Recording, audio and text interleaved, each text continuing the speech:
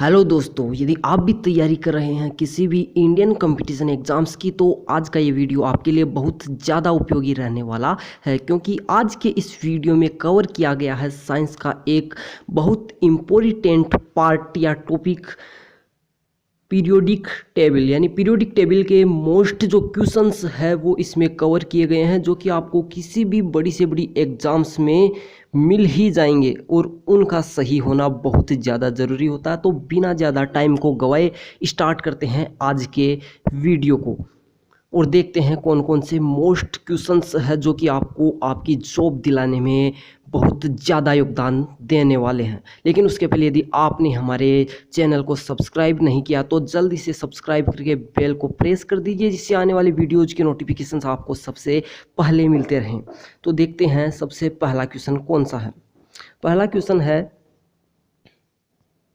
कि गैसीय तत्वों में सबसे भारी तत्व कौन सा है। गैसीय तत्वों में सबसे भारी तत्व कौन सा है? तो याद रखिएगा, जो रेडोन तत्व है वो सबसे भारी तत्व है। लेकिन कौन से तत्वों में? ये बात हो रही है गैसीय तत्वों की, ठीक है, गैसेज की बात हो रही है और इसमें सबसे भारी तत्व वेटेड तत्व कौन सा है? वो है रेडोन, ठीक है। देखते हैं नेक्स्ट क्वेश्चन।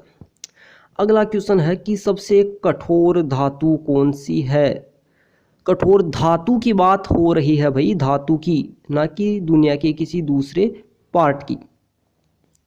तो सबसे कठोर धातु कौन सी हो जाएगी? वो होती है प्लेटिनम। याद रखिएगा, सबसे कठोर धातु कौन सी होती है? तो प्लेटिनम। उसके बाद देखते हैं नेक्स्ट क्वेश्चन कि सर्वप्रथम तत्वों के वर्गीकरण का प्रयास किसने किया। तो सबसे पहले तत्वों को जचाने का, सेटल्ड करने का जो प्रयास है वो किस वैज्ञानिक ने किया था? तो याद रखिएगा, सबसे पहले डोबेराइनर ने किया था। और डोबेराइनर ने जो प्रयास किया था, जो नियम दिया था, उस नियम को त्रिक नियम बोलते हैं। क्या बोलते हैं? त्रिक नियम बोलते हैं। इन्होंने 3-3 के जोड़े बनाए थे तत्वों के, ठीक है। वो एक त्रिक नियम था जिसको हम आगे के वीडियोज में देखेंगे, इसलिए वीडियो को जल्दी से चैनल को सब्सक्राइब कर दीजिएगा, जिससे आने वाले वीडियोज के नोटिफिकेशंस भी आपको मिलते रहें, ठीक है। उसके बाद नेक्स्ट क्वेश्चन देखते हैं। अगला क्वेश्चन है कि तत्वों के वर्गीकरण का अष्टक नियम किसने दिया था। बड़ा अच्छा क्वेश्चन है कि तत्वों के वर्गीकरण का अष्टक नियम किसने दिया था, यानी तत्वों को 8-8 के जोड़ों में किसने जचाया था? तो ये न्यूलैंड ने किया था। ये वाला काम किसने किया था? न्यूलैंड ने। यानी अष्टक नियम किसने दिया था? तो अष्टक नियम न्यूलैंड ने दिया था। अगला क्वेश्चन है कि सर्वप्रथम आवर्त सारणी का निर्माण किसने किया था। तो सबसे पहले भाई आवर्त सारणी का निर्माण मेंडेलीफ नामक वैज्ञानिक ने किया था। तो ये क्या बात हुई कि सबसे पहले, यानी कि सबसे पहले जो आवर्त सारणी है, यानी सिस्टोमेटिक एक टेबल के रूप में तत्वों को जचाने का काम किसने किया था? मेंडेलीफ ने किया था। और इन्होंने तत्वों को किस आधार पे जचाया था? तो मेंडेलीफ ने तत्वों को परमाणु भारों के आधार पर जचाया था। देखते हैं अगला क्वेश्चन। अगला क्वेश्चन है कि आधुनिक आवर्त सारणी का निर्माता कौन है। यानी कि जो अभी हम पीरियोडिक टेबल पढ़ते हैं, इस जमाने में जो हम पीरियोडिक टेबल पढ़ते हैं, आवर्त सारणी पढ़ते हैं, उसको किसने बनाया था? ये वाला धर्म का कार्य किसने किया था? तो ये हेनरी मोजले ने किया था। किसने किया था? हेनरी मोजले ने। बड़े अच्छे क्वेश्चंस है, तो देखते हैं नेक्स्ट क्वेश्चंस को।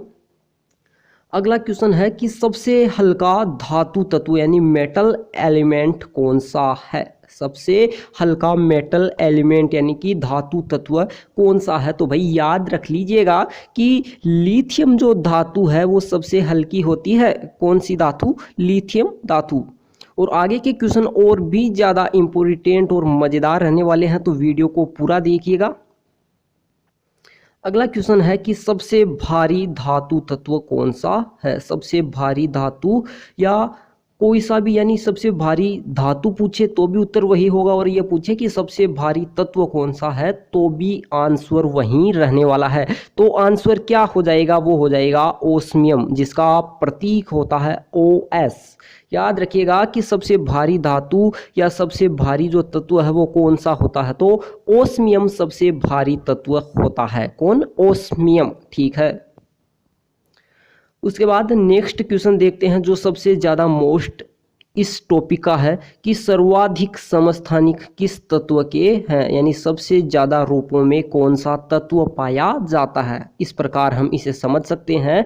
तो सबसे ज़्यादा समस्थानिक है वो पोलोनियम, जो पोलोनियम है उसके होते हैं। और कितने समस्थानिक, तो 27 समस्थानिक पोलोनियम के होते हैं। मैं आपको बता दूं कि पोलोनियम एक जहर है, यानी पोलोनियम जो तत्व है वो बहुत खतरनाक जहर है, जिसका 1 किलोग्राम इस पूरे विश्व की जनसंख्या को ख़त्म करने के लिए काफ़ी होता है। तो ये एक रोचक तथ्य पोलोनियम के लिए आप याद रख लीजिएगा कि एक बहुत डेंजर विष यानी कि जहर होता है। ठीक है भाई।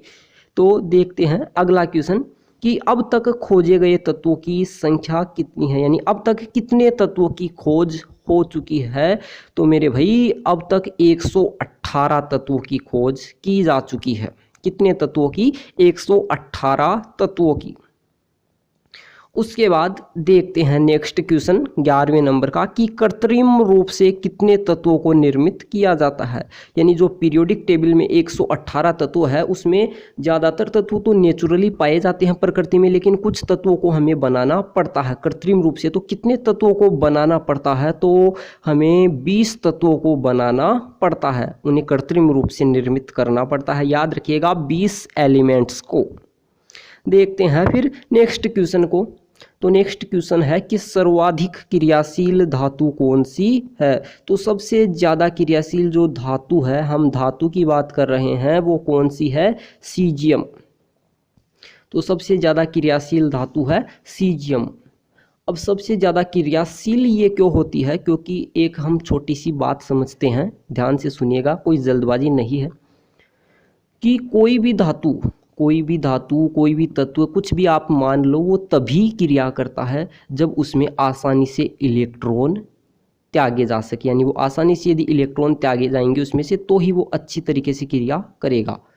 और सबसे आसानी से कौन इलेक्ट्रॉन त्यागेगा, जो कि बड़ा हो, जिस परमाणु का या जिस तत्व का आकार बड़ा हो, क्योंकि आकार बड़ा होगा तो उसमें कक्षाएं ज़्यादा होंगी और बाहरी कक्षाओं का नाभिक के ऊपर जो आकर्षण है वो कम होगा, यानी वो आसानी से क्या होगा, इलेक्ट्रॉन दे सकेगा।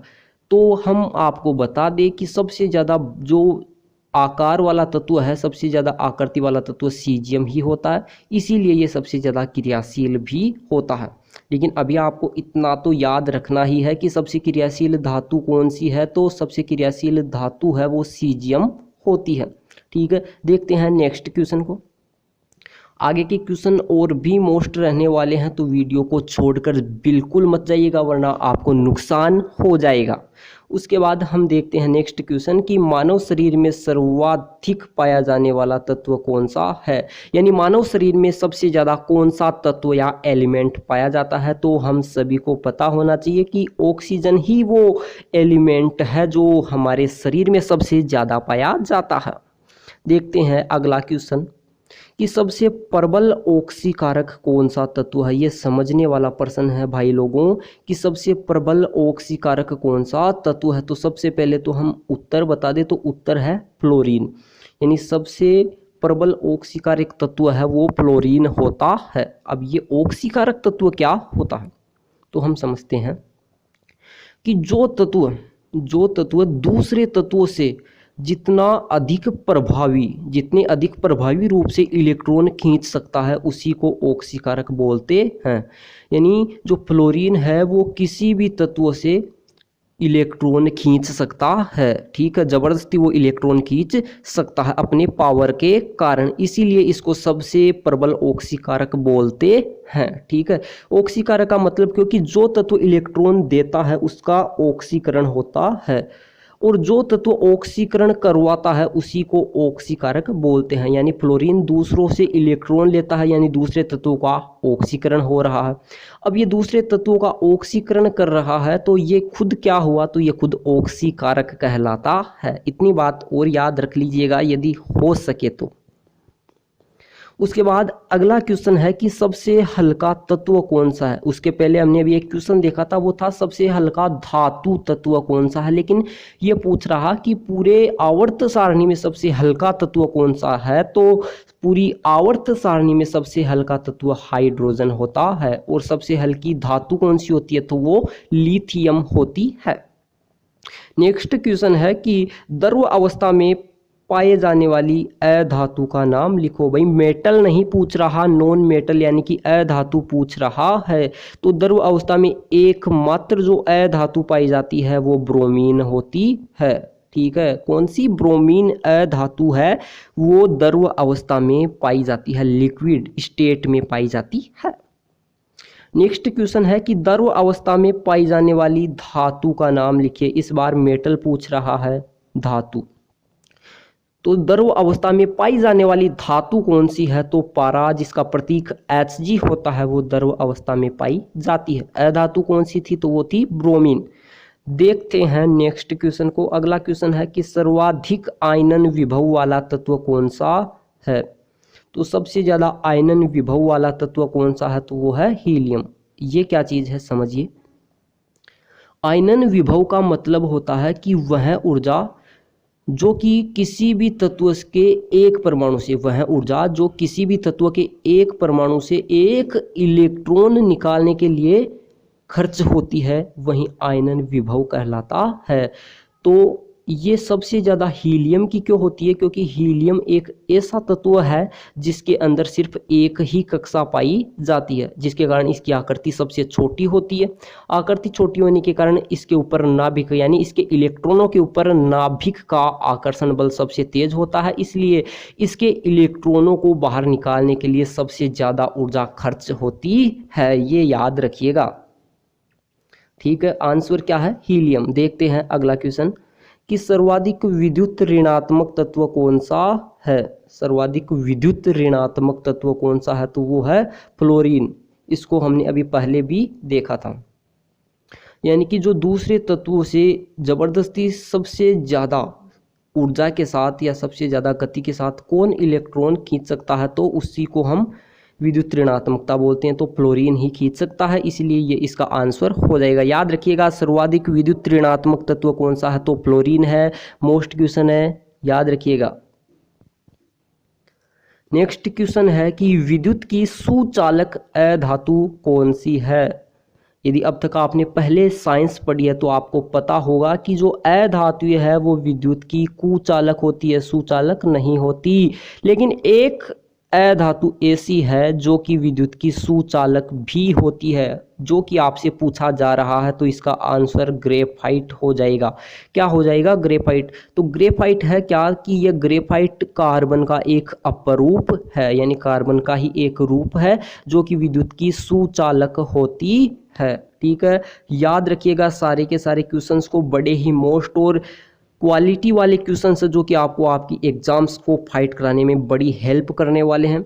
यदि आप देखना चाहते हैं हमारे ऐसे ही क्वाइज क्वेश्चंस और वीडियोज़ को, तो जल्दी से वीडियो को लाइक शेयर कर दीजिए और चैनल को फटाफट सब्सक्राइब करके बेल आइकन को प्रेस कर दीजिए, आपसे विनती है। और यदि वीडियो आपको अच्छा लगा है तो कमेंट बॉक्स में नाइस ज़रूर लिखिएगा। Thank you.